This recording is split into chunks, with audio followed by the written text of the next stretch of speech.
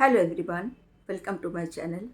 श्री हरि संयुक्त नाम भगवान विष्णु और माँ लक्ष्मी का। जहाँ पर हरि नहीं रहते वहाँ पर श्री भी नहीं रहती। हरि कहाँ पर नहीं रहते?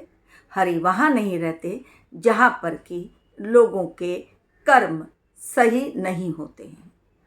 क्योंकि विष्णु भगवान के आखिरी अवतार, कल्कि अवतार, इस धरती पर सबके कर्मों का लेखा जोखा करने आए हैं और उसके अकॉर्डिंग ही सबको फल मिल रहा है।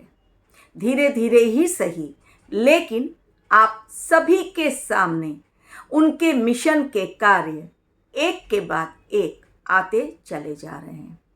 जहाँ पर हरि नहीं वहाँ पर श्री कदापि नहीं रह सकती। श्री का वास यानी लक्ष्मी जी का वास वहीं पर होता है जहाँ पर कि आचरण सही होते हैं। यानी किसी भी घर में यदि मनुष्यों के आचरण सही नहीं है, किसी ऑफिस में, किसी मंदिर में, किसी मस्जिद में या गुरुद्वारे में या किसी भी ऐसे कार्यालय में जहाँ पर कि आचरण सही नहीं है लोगों का, क्योंकि आजकल मंदिर मस्जिद वो भी बुरे कर्मों का अखाड़ा बनता जा रहा है। पहले मंदिर और मस्जिद बहुत पूजनीय हुआ करते थे। तो जहाँ पर भी कर्म बुरे हो रहे हैं, लालच, स्वार्थ, घमंड आ जाता है, वहीं पर हरि नहीं टिकते।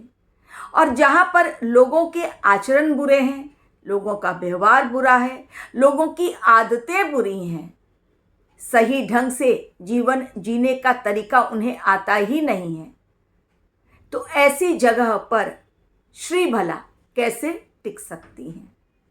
आज अपने वीडियो के द्वारा और मेरे थंबनेल के द्वारा आप समझ गए होंगे मैं बात कर रही हूँ श्रीलंका की। श्रीलंका और पाकिस्तान, आज इन दोनों जगहों पर आप देख रहे हैं किस तरह के हालात हैं, क्योंकि दोनों ही जगहों पर खेल खेला गया है अपनी इच्छा के मुताबिक, अपने स्वार्थ के मुताबिक, अपने लालच के मुताबिक। यानी जिस कुर्सी पर ईश्वर ने बिठाया उसी कुर्सी का अपमान हुआ। और ये कभी भी गलत कर्म हरि नहीं सहन कर सकते। हरि के आखिरी अवतार कल्कि अवतार भी नहीं सहन करेंगे, वो दंडित करेंगे। और जहाँ पर वो नाराज, वहाँ पर लक्ष्मी माँ पद्मा टिक ही नहीं सकती। श्रीलंका के राष्ट्रपति खुद, जिसके ऊपर पूरी जनता का कार्यभार है, चुपके से कबर्ड के अंदर टनल बनाकर रखे हुए थे और वहाँ से रातों रात ऐसे गायब हुए कि लोग आज उन्हें ढूंढ रहे हैं। उनके भाई भी गायब होने जा रहे थे, लेकिन उन्हें पकड़ लिया गया। आज आम जनता, जिनका सपना होता है राष्ट्रपति भवन देखना, आज वो आम जनता राष्ट्रपति भवन में पहुंच रही है, वहाँ के कमरों को देख रही है, वहाँ की चीज़ों को छू रही है और आनंदित हो रही है। यानी एक साधारण इंसान का जो सपना होता है किसी ऐसे घर में रहना जो बहुत अमीर आदमी का हो और राष्ट्रपति का हो, तो फिर क्या कहने। कभी भी एक कॉमन इंसान वहाँ तक पहुँच नहीं सकता। लेकिन कुदरत का न्याय देखिए, आज एक कॉमन इंसान राष्ट्रपति भवन में चला जा रहा है, वहाँ की चीज़ों का इस्तेमाल कर रहा है, स्विमिंग पूल में नहा रहा है। यानी कि माँ लक्ष्मी वहाँ से पूरी तरह नदारद है। नाम तो है श्रीलंका, रावण की लंका, सोने की लंका, लेकिन आज वहाँ से माता लक्ष्मी गायब हो चुकी है। कारण क्या है? श्रीलंका के राष्ट्रपति का उनका शासनकाल उन्होंने सिर्फ अपने लिए समेटा, परिवारवाद को न्योता दिया, सिर्फ अपने परिवार के लिए, और उनकी कुर्सी कैसी बची रहे बस इस बात का ध्यान रखा। जबकि श्रीलंका में 70% बुद्धिस्ट हैं, और बुद्धिस्ट बहुत शांत स्वभाव के होते हैं, आंदोलन करना नहीं जानते, मारपीट नहीं जानते, हत्या करना नहीं जानते।